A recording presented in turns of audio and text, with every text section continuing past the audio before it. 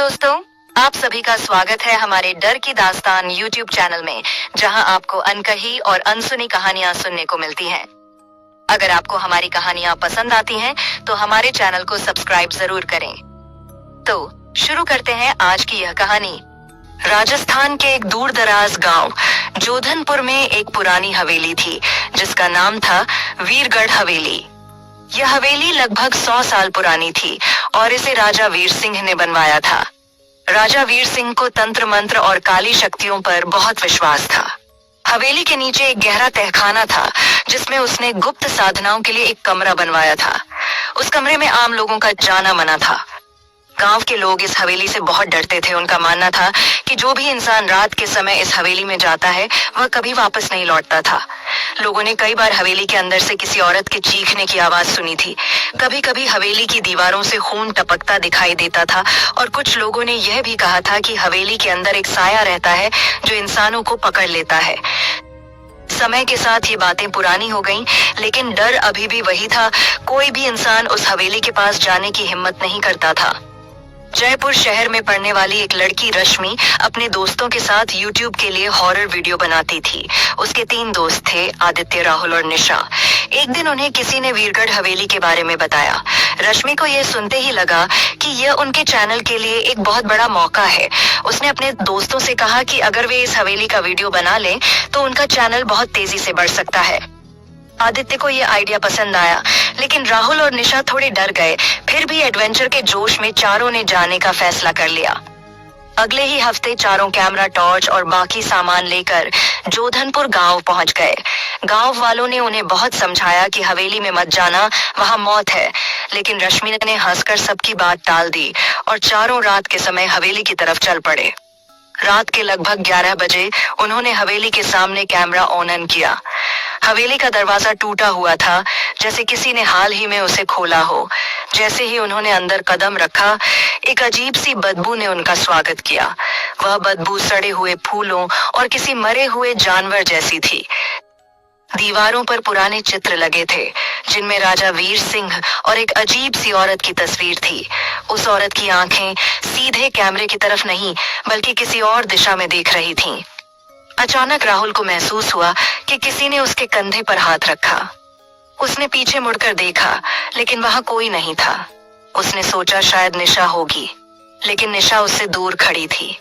राहुल के चेहरे पर डर साफ दिखाई देने लगा, लेकिन उसने कुछ नहीं कहा। चारों हवेली के अंदर घूमते हुए दूसरी मंजिल पर पहुंचे। वहां एक बड़ा हॉल था, जिसमें टूटी कुर्सियां, एक पुराना झूमर और एक बंद दरवाजा था। वही दरवाजा तहखाने की ओर जाता था। रश्मि ने कहा कि असली रहस्य वही है, और उसने बिना सोचे समझे दरवाजा खोल दिया। दरवाजा खुलते ही एक ठंडी और बदबूदार हवा बाहर आई। सीढ़ियां नीचे अंधेरे में जा रही थीं। दीवारों पर अजीब आकृतियां बनी थीं, जैसे किसी ने खून से उन्हें बनाया हो। चारों धीरे धीरे नीचे उतरे। वहां एक बड़ा कमरा था, जिसके बीच में लोहे की जंजीरों से बंधी एक कुर्सी थी। दीवारों पर जलती हुई मोमबत्तियां थीं, जैसे कोई अभी भी वहां रहता हो। अचानक उन्हें किसी के रोने की आवाज सुनाई दी। वह आवाज बहुत धीमी थी, लेकिन साफ थी, जैसे कोई दर्द में हो। रश्मि ने कैमरा उस दिशा में घुमाया, लेकिन वहां कोई नहीं था। तभी एक परछाई सीढ़ियों के पास से गुजरी। राहुल डर के मारे चिल्ला उठा और उसकी टॉर्च हाथ से गिर गई। निशा की नजर अचानक उस कुर्सी पर गई, जहां उसने एक औरत को देखा। सफेद साड़ी में लिपटी, खून से सनी हुई। उसके हाथ जंजीरों में बंधे थे, लेकिन जैसे ही बाकी लोग उधर देखे, वह गायब हो गई। चारों बहुत डर गए, लेकिन अब वापस जाने का रास्ता बंद हो चुका था। उन्होंने ऊपर जाने की कोशिश की, लेकिन दरवाजा बंद हो चुका था, जैसे किसी ने बाहर से उसे बंद कर दिया हो। उन्हें मजबूरी में एक दूसरे रास्ते की तलाश करनी पड़ी। उन्हें कुर्सी के पीछे एक छोटा दरवाजा मिला, जो एक संकरी सुरंग में जाता था। चारों उसी रास्ते पर चल पड़े। सुरंग के अंदर अंधेरा और नमी थी। दीवारों से पानी टपक रहा था और बीच बीच में चमगादड़ उड़ रहे थे। चलते चलते उन्हें फिर वही औरत की सिसकियों की आवाज सुनाई दी। रश्मि ने दीवार पर टॉर्च डाली, तो वहां खून से बना एक चेहरा दिखाई दिया। वही चेहरा जो हवेली की तस्वीरों में था। रश्मि ने उस किताब को खोला जो उन्हें तहखाने में मिली थी। उसमें लिखा था कि राजा वीर सिंह ने अमर होने के लिए अपनी ही रानी सुरेखा की बलि दी थी, लेकिन साधना अधूरी रह गई और रानी की आत्मा उसी हवेली में फंस गई। अब वह आत्मा हर उस इंसान को मार देती थी जो हवेली में आता था, क्योंकि वह अपनी पीड़ा से मुक्त नहीं हो पाई थी। अचानक सुरंग में तेज ठंडी हवा चली और उनके फोन बंद हो गए। अब चारों पूरी तरह अंधेरे में थे। काफी देर बाद वे सुरंग से निकलकर हवेली के पीछे एक पुराने कब्रिस्तान में पहुंचे। वहां टूटी हुई कब्रें और एक छोटा सा मंदिर था जिस पर लिखा था मुक्ति द्वार। रश्मि को किताब की बात याद आई कि अगर रानी की आत्मा को मुक्त किया जाए तो श्राप खत्म हो सकता है। चारों ने सुरेखा की कब्र खोजी और उसे खोदना शुरू किया। बहुत मेहनत के बाद उन्हें एक पुराना ताबूत मिला जिसमें रानी की अस्थियां थीं। वे उन अस्थियों को मंदिर में ले गए और किताब में लिखी विधि के अनुसार मंत्र पढ़ना शुरू किया। रश्मि ने अपने हाथ से खून की कुछ बूंदें अस्थियों पर डाली। तभी अचानक रानी सुरेखा की आत्मा उनके सामने प्रकट हुई। वह बहुत भयानक थी। उसकी आंखों में दर्द और गुस्सा दोनों थे। रश्मि ने डरते हुए मंत्र पूरा किया और अस्थियां जलने लगीं। रानी जोर से चीखी और फिर धीरे धीरे गायब हो गई। सब कुछ शांत हो गया।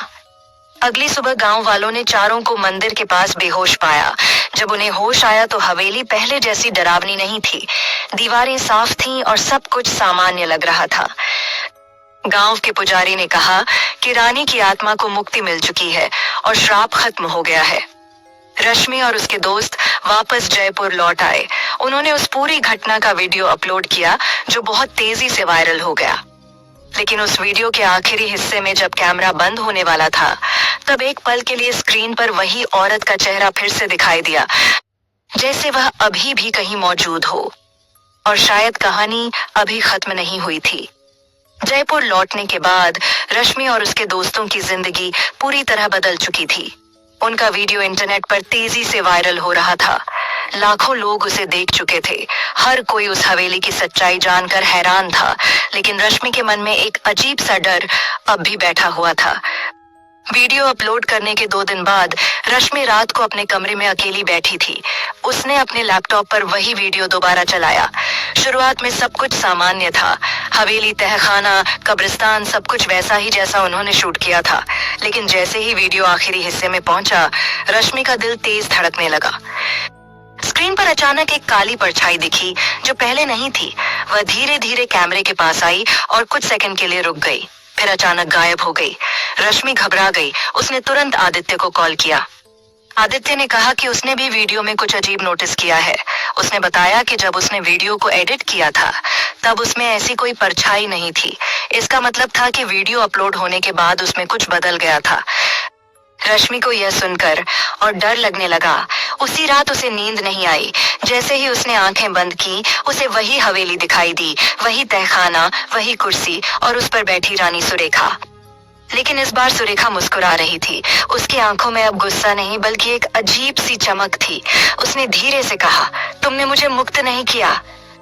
रश्मि चीखते हुए उठ बैठी। उसका पूरा शरीर पसीने से भीग चुका था। अगले दिन चारों दोस्त फिर मिले। उन्होंने फैसला किया कि उन्हें इस मामले की सच्चाई पता करनी होगी। उन्होंने उस पुरानी किताब को दोबारा देखा जो वे हवेली से लाए थे। इस बार किताब के कुछ नए पन्ने दिखाई दिए जो पहले खाली थे।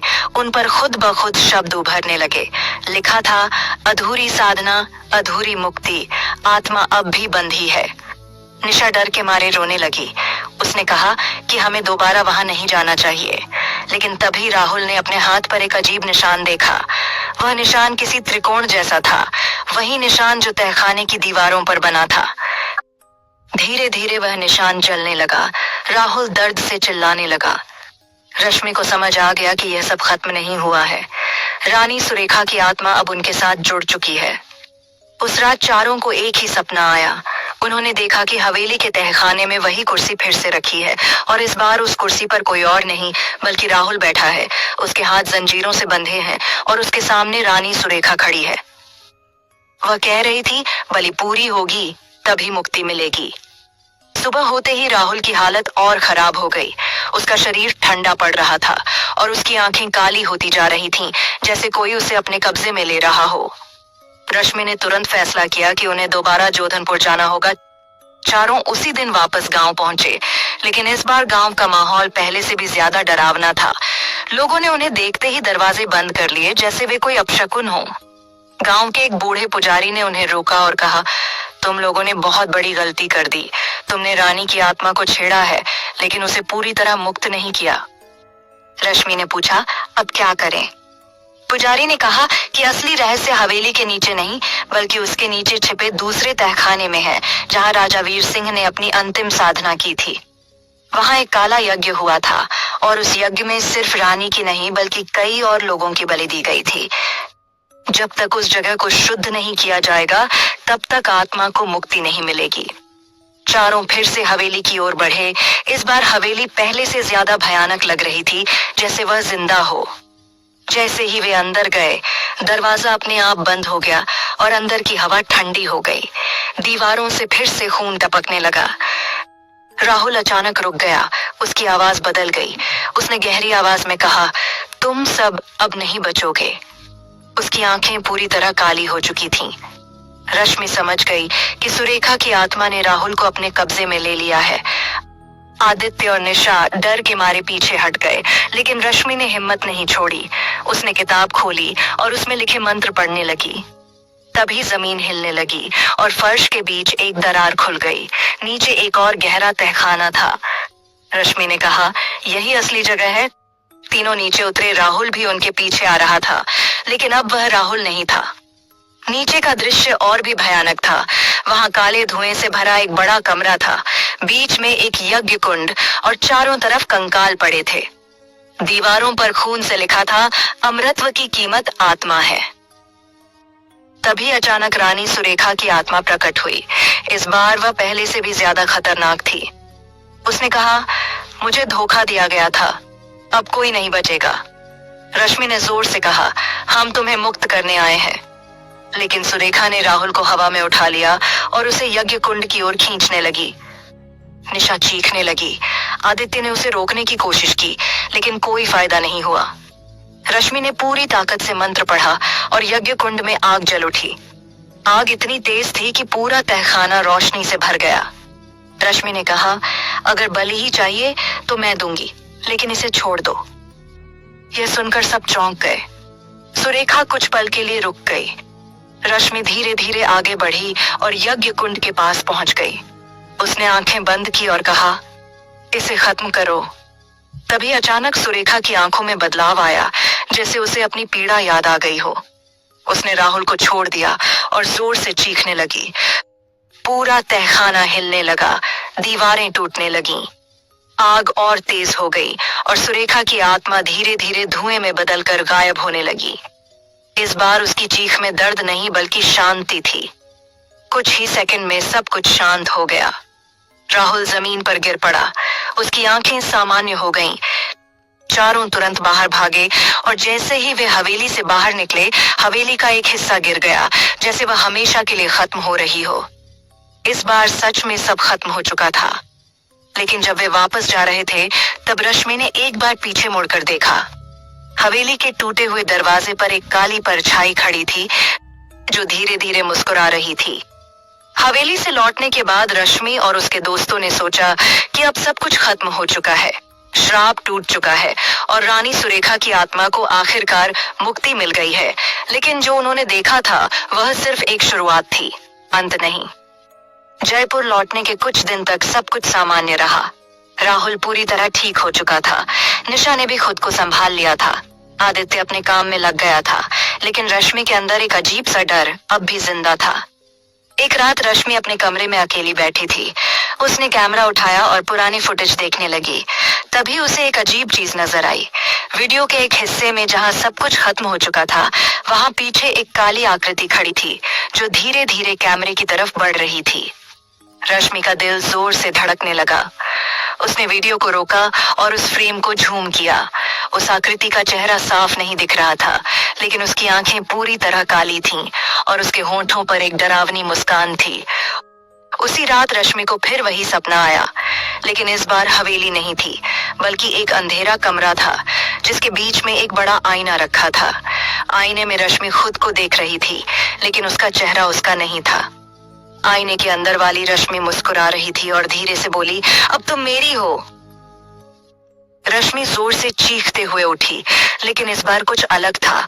उसके कमरे का आईना खुद ब खुद हिल रहा था, जैसे कोई उसे अंदर से छू रहा हो।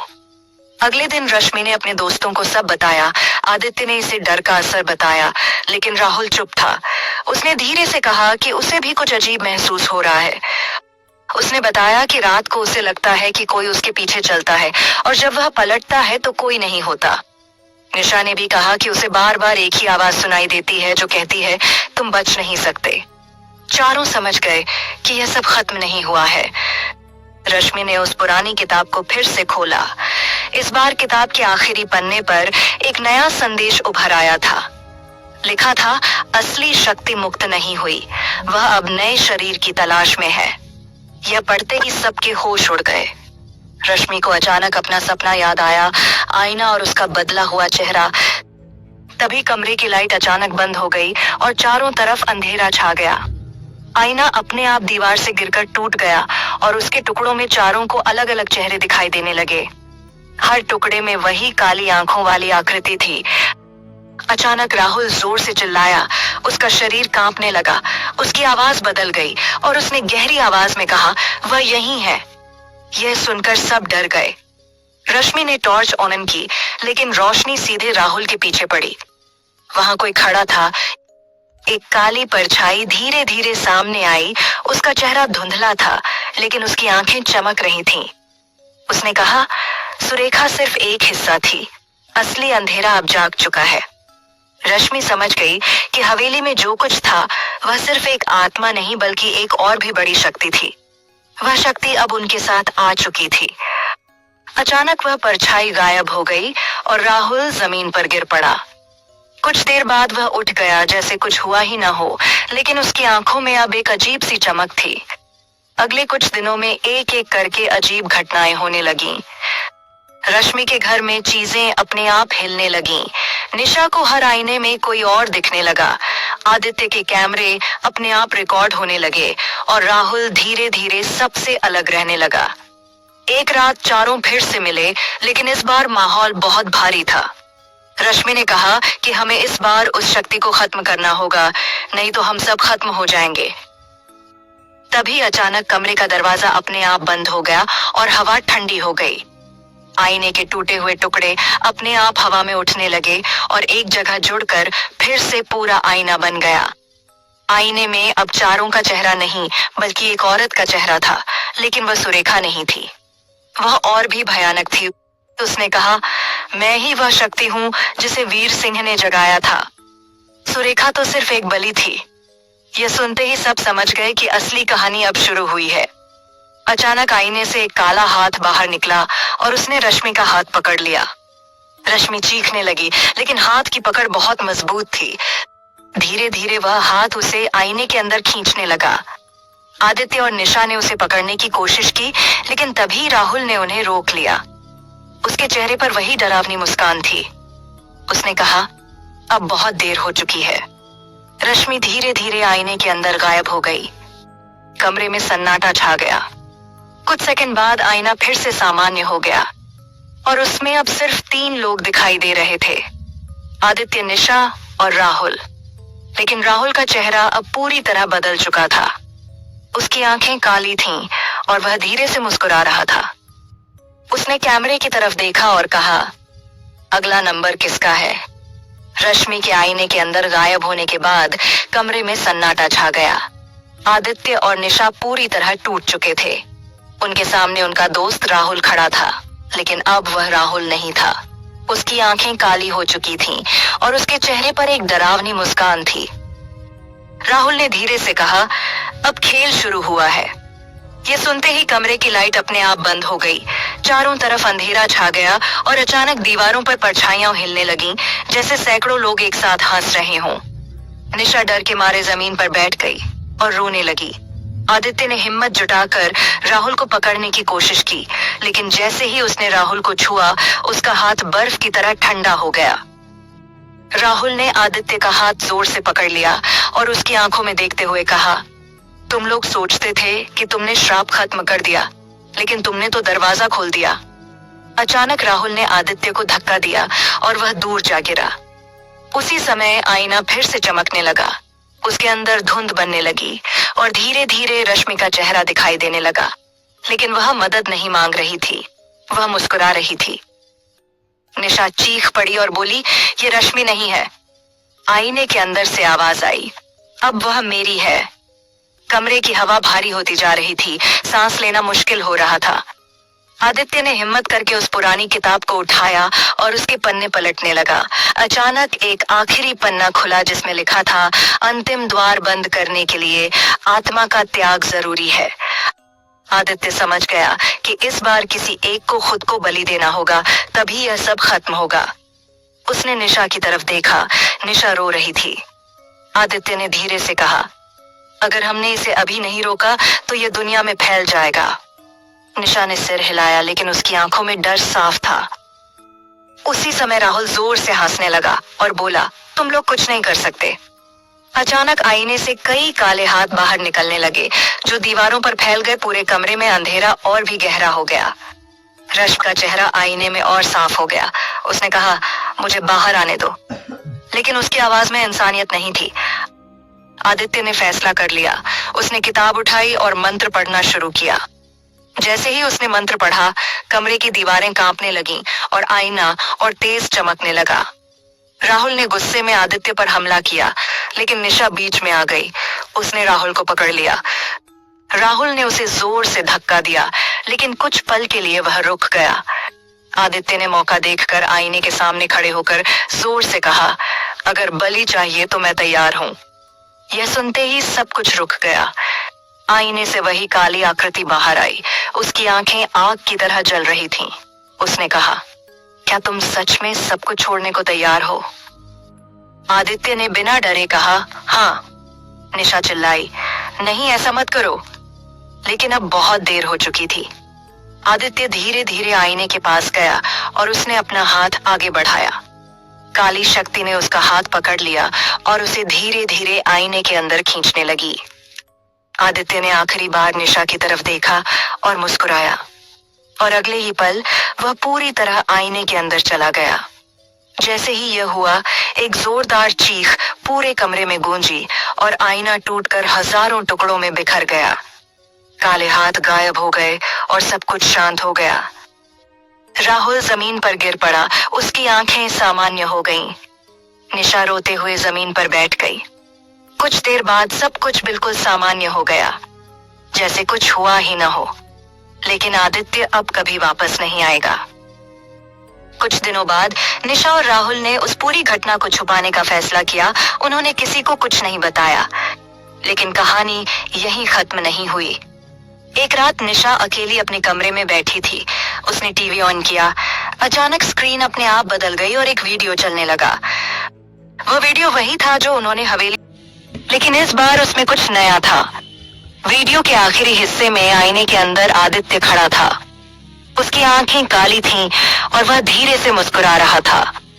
उसने सीधे कैमरे की तरफ देखा और कहा, दरवाजा अब भी खुला है। और अचानक टीवी बंद हो गया। कमरे में सन्नाटा छा गया। निशा के पीछे किसी के कदमों की आवाज आई, धीरे धीरे, और फिर एक फुसफुसाहट, अब तुम्हारी बारी है।